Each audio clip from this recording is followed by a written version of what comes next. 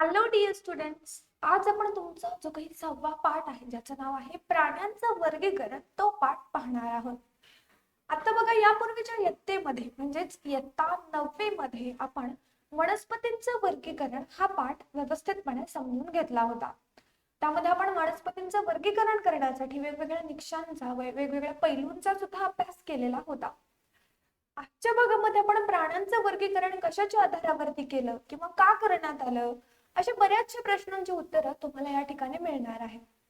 तर प्राण्यांचं वर्गीकरण म्हणजे काय? तर बघा, आपल्या आजूबाजूला बरीचशी वेगवेगळ्या प्रकारची प्राणी आढळतात. म्हणजे अर्थातच काही प्राणी ही खूप मोठी असतात, काही खूप छोटी असतात. कितकी छोटी असतात, इतकी सूक्ष्म असतात की ती आपल्याला उघड्या किंवा सहज दिसत नाही.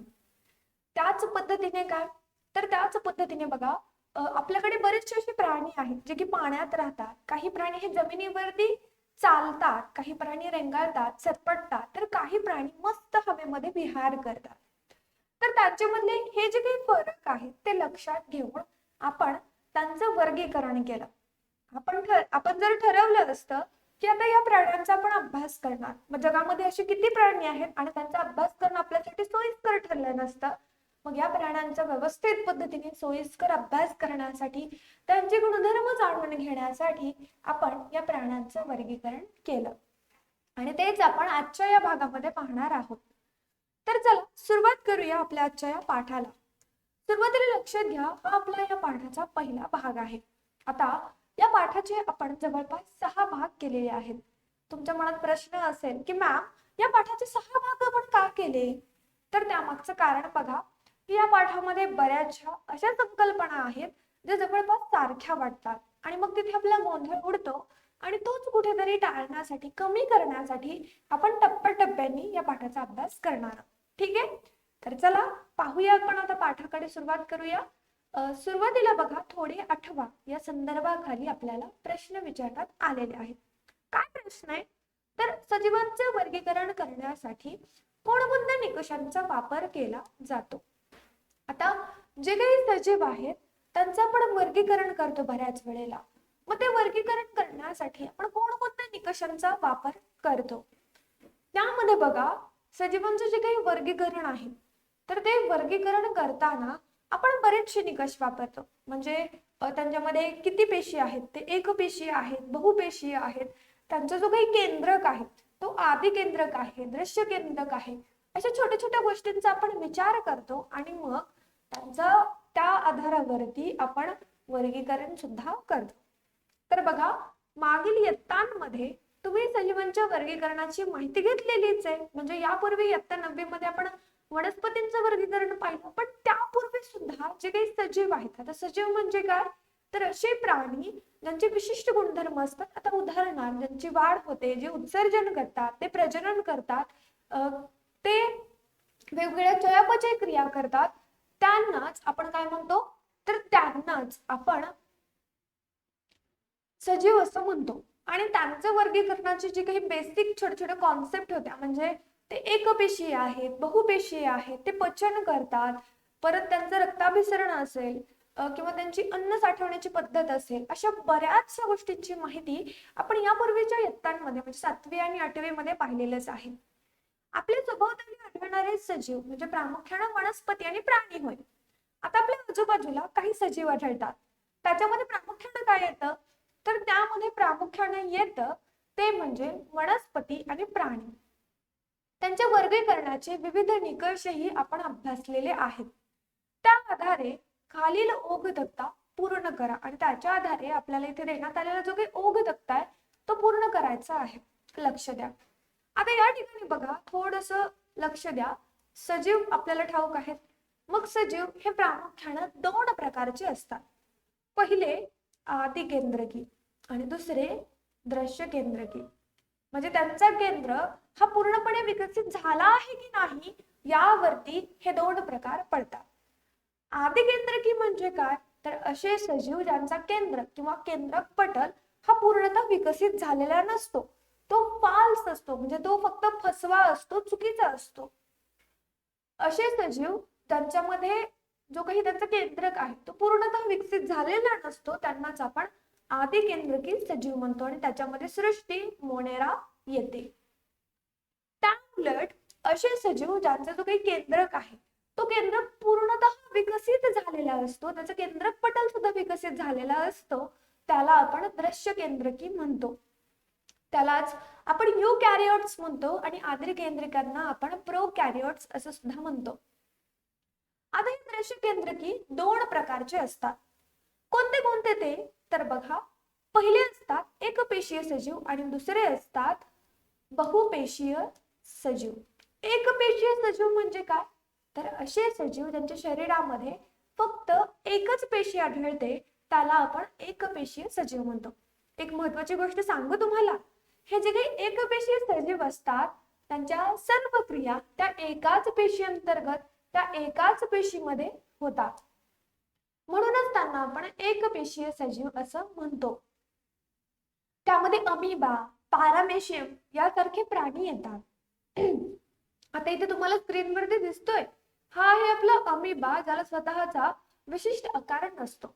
आणि तुम्ही चप्पल सारखा एक हिरवा हिरवा प्राणी पाहिला असेल तर तो आहे आपला पॅरामेशियम, तो सुद्धा एकपेशीय सजीव आहे. तर एकपेशीय सजीवांमध्ये सृष्टी, प्रोटिस्टा येते आणि त्याच्यामध्येच यांचा समावेश होतो. त्यानंतर आता बहुपेशीय सजीव म्हणजे काय लक्षात घ्या, तर असे सजीव ज्यांच्या शरीरामध्ये खूप पेशी असतात, खूप म्हणजे खूप, अगदी मिलियन मध्ये बिलियन मध्ये पेशी असतात, म्हणजे लाखो करोडो पेशी असतात, त्यांना आपण बहुपेशीय सजीव म्हणतो. त्यामध्ये त्यांची उदाहरणं बघा, आता आपण स्वतः मानव, हत्ती, घोडा, गाढव, उंट, त्याचप्रमाणे बघा गाय, म्हैस, शेळी, मेंढी हे सर्व बहुपेशीय सजीव आहेत. मग त्यांच्यामध्ये सुद्धा आणखी दोन प्रकार पडतात. ते म्हणजे काय, पहिले म्हणजे पेशी भित्तिका असणारे आणि दुसरा म्हणजे पेशी भित्तिका नसणारे. आता पेशी भित्तिका असणारे कोण कोण, पेशी भित्तिका म्हणजे ज्याला आपण सेल वॉल म्हणतो, जिचं काम त्या पेशीचं संरक्षण करणं हे असतं. आता पेशीभित्तिका असणारे सजीव म्हणजे काय आठवतं का तुम्हाला, तर ज्या वेळेला आपण सजीव आणि सजीवांमध्ये दोन भाग करतो त्यामध्ये आपल्याला दोनच प्राणी आढळतात, दोनच वेगवेगळे सजीव आढळतात. ते म्हणजे काय, पहिले प्राणी आणि दुसरे वनस्पती. तर वनस्पती आणि प्राणी पेशी जर आपल्याला ओळखायची असेल तर एक गोष्ट लक्षात ठेवा, वनस्पती पेशीमध्ये एक गोष्ट अतिरिक्त असते, ती म्हणजे पेशी भित्तिका. आणि पेशी भित्तिका वेगवेगळ्या घटकांपासून बनलेली असते, तिचं काम संरक्षण करणं हे असतं. आणि महत्वाची गोष्ट म्हणजे ही पेशी भित्तिका फक्त आणि फक्त वनस्पतींमध्येच आढळते. त्याच्यामध्ये सुद्धा परत दोन प्रकार पडतात. ते म्हणजे काय, तर स्वयंपोषी आणि परपोषी. स्वयंपोषी सजीव म्हणजे काय, आता तर असे सजीव जे स्वतःच अन्न स्वतः तयार करू शकतात त्यांनाच आपण स्वयंपोषी म्हणतो. त्याच्यामध्ये सर्व वनस्पती वर्गीय येतात. म्हणजे उदाहरणामध्ये बघा, आपल्याकडे आजूबाजूला बरीचशी वनस्पती आहेत. जी काही वनस्पती आहेत तर ती सर्वच्या सर्व वनस्पती काय करतात, तर सूर्यापासून उष्णता मिळवतात. तसंच त्याच पद्धतीने हवेमध्ये असणारा कार्बन डायऑक्साईड ऑक्सिजनच्या मदतीने त्यांच्या पानांमध्ये असणारा जो काही क्लोरोफिल असतो तर त्याच्या मदतीने एक प्रक्रिया करतात ज्याला आपण प्रकाश संश्लेषण म्हणतो. आणि त्या प्रक्रियेद्वारे आपल्याला ऑक्सिजन मिळतो. त्याचबरोबर त्या झाडाची जी काही अन्नाची गरज आहे ती भागवली जाते, म्हणूनच आपण त्यांना स्वयंपोषी म्हणतो. आता तुम्ही म्हणाल की मॅम आपण सुद्धा स्वयंपोषी आहोत का, तर नाही. का नाही, तुम्ही म्हणाल की आता आपण स्वतःचं अन्न स्वतः बनवतो की, पण ते अन्न बनवण्यासाठी लागणारं जे काही साहित्य आहे ते मात्र आपण निसर्गातून घेतो किंवा इतर सजीवांकडून घेतो, इतर प्राण्यांकडून घेतो. म्हणूनच आपण स्वयंपोषी नाही तर आपण परपोषितमध्ये येतो. आता परपोषी काय, म्हणजे असे सजीव जे की स्वतःची अन्नाची गरज भागवण्यासाठी इतरांवरती अवलंबून असतात त्यांनाच आपण परपोषी असं म्हणतो. आता या परपोषीमध्ये काय काय येतं, तर परपोषीमध्ये कवक वर्गीय वनस्पती येतात, जे की मृत वनस्पती असतील, प्राणी असतील तर त्यांच्या डेड बॉडीज वरती, मृत अवशेषांवरती त्यांची गुजराण करतात, त्यांची अन्नाची गरज त्या ठिकाणी भागवतात. पेशी भित्तिका नसणाऱ्यांमध्ये कोण येतात, तर जे काही सर्व प्राणी वर्गीय आहेत, म्हणजे आपण असेल किंवा इतर प्राणी, सरपटणारे प्राणी, उडणारे प्राणी, पाण्यात राहणारे प्राणी, जमिनीवर राहणारे प्राणी, तर ते सर्व पेशीभित्तिका नसणाऱ्या सजीवांमध्ये येतात. तर हा जो काही ओघ तक्ता होता तुम्हाला व्यवस्थित पद्धतीने समजला. तर आशा करते तुम्हाला हा ओघ तक्ता व्यवस्थित पद्धतीने समजला असावा. आपण आता थोडंसं पुढे जाऊया, आपली गाडी पुढच्या भागाकडे थोडीशी वळवूया. पुढे बघा, तुम्ही तुमच्या सभोवती विविध प्राणी पाहत असाल. आता आपण सहज रस्त्याने येता जाता आपल्याला बरेचसे प्राणी दिसतात. त्यामध्ये बघा, कॉमनली म्हणजे साधारणतः गाय, घोडा, उंट, शेळी, मेंढी, गाढव, ससा बऱ्याचशा वेळेला, किंवा मग म्हणा तुम्ही जर थोड्याशा खेडवळ भागामध्ये राहत असाल तर त्या ठिकाणी हरिण किंवा मग म्हैस असेल, असे प्राणी तुम्हाला पाहायला मिळतात. मग त्याच्यापैकी काही प्राणी खूप छोटे छोटे असतात, अगदी स्मॉल स्मॉल असतात, आणि काही प्राणी खूप मोठे मोठे असतात, राईट. आता इथे बघा, इथे तुम्हाला एक छोट्या छोट्या अळ्यांसारख्या रचना दिसतात. तर या छोट्या छोट्या अळ्यांसारख्या रचना म्हणजेच सगळ्यात छोटे प्राणी, ज्यांना आपण सूक्ष्मजीव म्हणतो. काय म्हणतो यांना आपण? सूक्ष्मजीव म्हणतो. आणि हे इतके सूक्ष्म असतात की आपल्याला हे सहज उघड्या डोळ्यांनी दिसत नाही. यांना पाहण्यासाठी आपल्याला सूक्ष्मदर्शीचा म्हणजेच मायक्रोस्कोपचा वापर या ठिकाणी करावा लागतो. त्यानंतर दुसऱ्या चित्रामध्ये बघा, जे काही मोठे मोठे प्राणी असतात त्याच्यामध्ये हत्ती, गेंडा यासारखे प्राणी येतात. आता आणखी एक व्हेरिएशन बघा, आणखी एक फरक बघा, की काही प्राणी जमिनीवर राहतात तर काही प्राणी पाण्यात राहतात. आता काही प्राणी हे जमिनीवरती राहतात. उदाहरणार्थ इथे तुम्हाला चित्र दिसत असतील, गाढव आहे, घोडा आहे, झेब्रा आहे, सिंह आहे, हत्ती आहे, वाघ आहे, गेंडा आहे, आपण स्वतः आहोत, आपण जमिनीवरती राहतो, बेडूक आहे. किंवा मग काही प्राणी हे पाण्यात राहतात. आता इथे पाहू शकता, त्यांना आपण जलचर म्हणतो. असे प्राणी जे जमिनीवरती राहतात त्यांना आपण भूचर म्हणतो, आणि असे प्राणी जे पाण्यात राहतात त्यांना आपण जलचर म्हणतो. त्यानंतर बघा, काही प्राणी सरपटतात तर काही पाण्यात पोहतात किंवा हवेत उडतात. काही प्राणी काय करतात तर सरपटतात, कारण त्यांना पाय नसतात. आता उदाहरणामध्ये त्यामध्ये पाल असेल, साप असेल. तर काही प्राणी पाण्यात पोहतात. आता मासे आहेत, बरेचसे जलीय सजीव आहेत, त्यामध्ये ऑक्टोपस असेल किंवा मग सी कुकुंबर असेल. तर असे असे जे काही प्राणी आहेत तर ते पाण्यात पोहतात किंवा ते पाण्यामध्येच राहतात. काही प्राणी हे हवेत उडतात, त्याच्यामध्ये प्रामुख्याने जे काही पक्षी आहेत ते सर्वच्या सर्व येतात. काही प्राण्यांच्या त्वचेवर खवले असतात तर काहींच्या त्वचेवर पिसे किंवा केस असतात. एक्झोस्केलेटन माहितीये तुम्हाला? आपल्या शरीरावरती तुम्हाला नख पाहायला मिळत आहेत किंवा मग छोटे छोटे केस पाहायला मिळत आहेत. तर ते काय आहे तर आपलं ते बाह्य कवच आहे. मग त्याच्याच पद्धतीने इतर प्राण्यांच्या शरीरावरती सुद्धा आपल्याला त्यांच्या त्वचेवर खवले असतात, काहींच्या त्वचेवर पिस असतात. मग ते पक्ष्यांच्या अंगावर पिस असतात, बऱ्याचशा वेळेला खूप सुंदर सुंदर पिस असतात, कलरफुल पिस असतात. काहींच्या शरीरावर केस असतात. अशी सुद्धा विविधता आपल्याला या ठिकाणी पाहायला मिळते. यामध्ये बघा, अशा प्रकारे प्राण्यांच्या बाबतीतही प्रचंड वैविध्य दिसून येतं. तर वनस्पतींच्या बाबतीमध्ये जरा वैविध्य दिसून येतं हे आपण पाहिलंच होतं. पण आता आपण नुकतंच पाहिलं की प्राण्यांच्या बाबतीत सुद्धा खूप मोठ्या प्रमाणात विविधता आपल्याला दिसून येते. नुकत्याच केलेल्या अभ्यासानुसार पृथ्वीवर अंदाजे 7 दशलक्ष प्रकारच्या प्राण्यांच्या प्रजाती असाव्यात असा अंदाज वर्तवला गेला आहे. किती प्रजाती? 7 दशलक्ष. मग मला सांगा, आपल्याला एका प्राण्याचा अभ्यास करण्यासाठी 1 ते 2 दिवस लागतात अगदी व्यवस्थित पद्धतीने. मग हे 7 लक्ष प्राण्याचा अभ्यास करण्यासाठी आपल्याला किती कालावधी लागला असता? मग यातील प्रत्येक प्रजातीचा अभ्यास करणं केवळ अशक्यच आहे, इम्पॉसिबल आहे. परंतु जर प्राण्यांचे साम्य आणि फरकावर आधारित गट आणि उपगट तयार केले तर या प्रचंड संख्येने असलेल्या प्राण्यांचा अभ्यास करणं खूप सोपं होईल. आता यातील प्रत्येक प्रजातीचा म्हणजे यातले एका प्राण्याचा अभ्यास करणं शक्य आहे का? नाही शक्य. मग परंतु प्राण्यांचं जे काही साम्य म्हणजे सारखेपणा आहे आणि त्यांचा जो काही फरक आहे, तर या फरकावर आधारित गट आणि उपगट तयार केले तर या प्रचंड संख्येने असलेल्या प्राण्यांचा अभ्यास करणं खूप सोपं होतं. आता आपण म्हणूया प्राणी वर्गीकरणाचा नेमका इतिहास काय याच्याकडे. त्यामध्ये बघा, वेगवेगळ्या अभ्यासकांनी वेळोवेळी प्राण्यांचं वर्गीकरण करण्याचा प्रयत्न केला. वेगवेगळे अभ्यासक होते, तर त्या वेगवेगळ्या अभ्यासकांनी वेळोवेळी म्हणजे बऱ्याचशा वेळेला बऱ्याचशा प्रसंगी प्राण्यांचं वर्गीकरण करण्याचा प्रयत्न केलेला. म्हणजे त्यांनी स्वतःचा अभ्यास केला, स्वतःची मते मांडली आणि ते वर्गीकरण त्यांनी त्यांच्या परीने करण्याचा प्रयत्न केला. प्रयत्न तर सर्वजण करतात. ग्रीक तत्ववेत्ता अरिस्टॉटल यांनी सर्वात पहिल्यांदा प्राण्यांचं वर्गीकरण केलं होतं. तर उद्घाटन कोण केलं, म्हणजे सुरुवात कोणी केली या प्राण्यांचं वर्गीकरण करण्याची, ते म्हणजे ग्रीक तत्ववेत्ता अरिस्टॉटल यांनी. त्यांनी शरीराचा आकारमान, त्यांच्या सवयी, अधिवास यासारख्या मुद्द्यांच्या आधारे वर्गीकरण केलं होतं.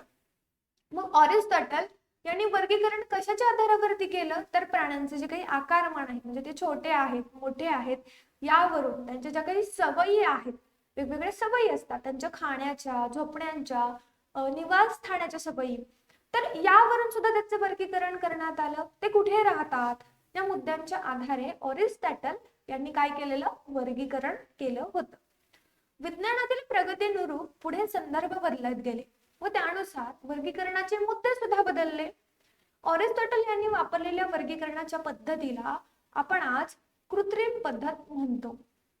आता विज्ञानाने प्रगती केली, मग विज्ञानाने प्रगती केली म्हणजे अभ्यास वाढला, वेगवेगळ्या प्रजातीचा शोध वाढला आणि मग त्याचे संदर्भ सुद्धा त्याच पद्धतीने बदलत गेले आणि त्यानुसार वर्गीकरणाचे मुद्दे सुद्धा त्या ठिकाणी बदलले. अरिस्टॉटल यांनी वापरलेल्या वर्गीकरणाच्या पद्धतीला आपण कृत्रिम पद्धत म्हणतो.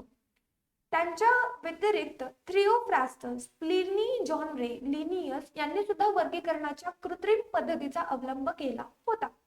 म्हणजे प्रत्येक जण आपल्या परीने प्रयत्न करतोच की हो. मग आता यांच्यापैकी काही जणांना यश मिळालं, काही जणांच्या प्रयत्नांना यश मिळालं, काही जणांच्या प्रयत्नांना यश मिळालं नाही. कालांतराने वर्गीकरणाच्या नैसर्गिक पद्धतीचा अवलंब करण्यात आला. वर्गीकरणाची नैसर्गिक पद्धत ही सजीवांच्या शरीर रचनेविषयी गुणधर्म, त्यांच्या पेशी, गुणसूत्र, जैव रासायनिक गुणधर्म यांसारख्या मुद्द्यांवर आधारित होती. कालांतराने उत्क्रांतीवादावर आधारित असलेले वर्गीकरण पद्धत अंमलात आणली गेली. डोबेस्की आणि मेयर यांनी या पद्धतीचा अवलंब करून प्राण्यांचं वर्गीकरण केलं. आता या सर्व सायंटिस्टनी, या सर्व शास्त्रज्ञांनी तर प्रयत्न केले. कोण कोण? थिओफ्रास्टस, प्लिनी, जॉन रे, लिनियस. पण त्यांच्या पद्धतीला यश मिळालं का? नाही मिळालं. मग काही कालावधीनंतर नैसर्गिक पद्धत अस्तित्वात आली आणि उत्क्रांतीवादावर असणारं हे जे काही वर्गीकरण पद्धत होती ती अंमलात आणली गेली. मग त्यामध्ये सुद्धा दोन शास्त्रज्ञांनी त्यांनी अभ्यास केला आणि त्यांनी त्या वर्गीकरणाचा अवलंब केला आणि ते शास्त्रज्ञ होते डोबेस्की आणि मेयर. अलीकडच्या काळात कार्ल वूच यांनी सुद्धा प्राण्यांचं वर्गीकरण केलेलं आहे. म्हणजे नुकतंच काही वर्षांपूर्वीच कार्ल वूच यांनी सुद्धा काय केलेलं, तर हे प्राण्यांचं वर्गीकरण केलेलं आहे. साम्य आणि फरकावर आधारित प्राण्यांचे गट आणि उपगट तयार करणं म्हणजेच प्राण्यांचं वर्गीकरण होय. प्राण्यांचं वर्गीकरण म्हणजे काय, तर प्राणी किती प्रमाणात सारखे आहेत, किती प्रमाणामध्ये त्यांच्यामध्ये फरक आहे, यावरून प्राण्यांचे विविध गट करणं, उपगट करणं, यालाच आपण प्राण्यांचं वर्गीकरण म्हणतो. आता वर्गीकरणाचे नेमके फायदे काय? आता एवढ्या शास्त्रज्ञांनी प्रयत्न केले वर्गीकरण करण्यासाठी, मग त्याचे काहीतरी फायदे असतीलच ना? निश्चितच आहेत.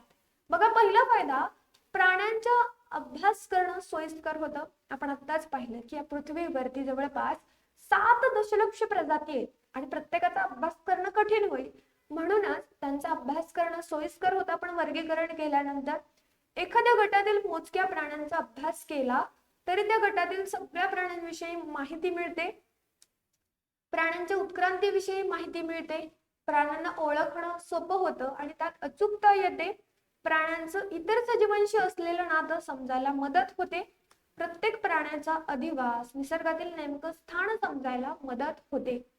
त्याचबरोबर प्राण्यातील वेगवेगळ्या प्रकारच्या अनुकूलतेची माहिती मिळते. म्हणजे एखादा प्राणी वाळवंटात राहतोय तर तो त्या ठिकाणी राहण्यासाठी त्याच्या शरीरामध्ये काय काय बदल करून घेतोय, कशा पद्धतीने त्या ठिकाणी राहतोय, यालाच आपण अनुकूल म्हणतो. आणि अशा पद्धतीने आपला जो काही पहिला भाग होता या पाठाचा तो या ठिकाणी संपतो. आता या छोट्याशा पहिल्या भागामध्ये जर तुम्हाला काही अडचण असेल तर लगेच कमेंट करा किंवा आपला जो काही ऑफिशियल नंबर आहे तर त्यावरती तुम्ही मेसेजच्या स्वरूपात तुमच्या अडचणी विचारू शकता. आता बघा, यापुढील व्हिडिओज पाहण्यासाठी किंवा मग या पुढचे जे काही चॅप्टर्स आहेत, या पुढचे जे काही पार्ट आहेत, त्यांचे स्वाध्याय आहेत, ते पाहण्यासाठी तुम्हाला आपल्या चॅनलच्या प्लेलिस्ट मध्ये जावं लागेल. त्या ठिकाणी तुम्हाला इयत्ता 10वी विज्ञान आणि तंत्रज्ञान भाग 2 या फोल्डरमध्ये सर्व व्हिडिओज मिळतील, तर ते पहा. त्याचबरोबर जर तुम्ही आपल्या चॅनलवरती नवीन आहात तर लगेच आपल्या चॅनलला सबस्क्राईब करा, बाजूला असलेल्या बेल आयकॉनवरती क्लिक करा, त्या ठिकाणी ऑल करा, म्हणजे तुम्हाला व्हिडिओच्या संदर्भातल्या सर्व नोटिफिकेशन्स मिळतील. त्याचबरोबर आपले जे काही लाईव्ह क्लासेस आहेत तर ते अटेंड करण्यासाठी आपला जो काही सेकंड चॅनल आहे ज्याचं नाव आहे गुरुवारी अकॅडमी लाईव्ह चॅनल, तर त्याला सुद्धा सबस्क्राईब करून ठेवा. विद्यार्थी मित्रांनो, आपले बरेचसे सोशल मीडिया अकाउंट्स आहेत आणि त्यांच्या लिंक्स तुम्हाला या व्हिडिओच्या डिस्क्रिप्शन बॉक्स मध्ये मिळतील, त्याही ठिकाणी तुम्ही जॉईन होऊ शकता. तर लवकरच भेटू आपण पुढच्या भागामध्ये. तोपर्यंत बाय गाईज, टेक केअर.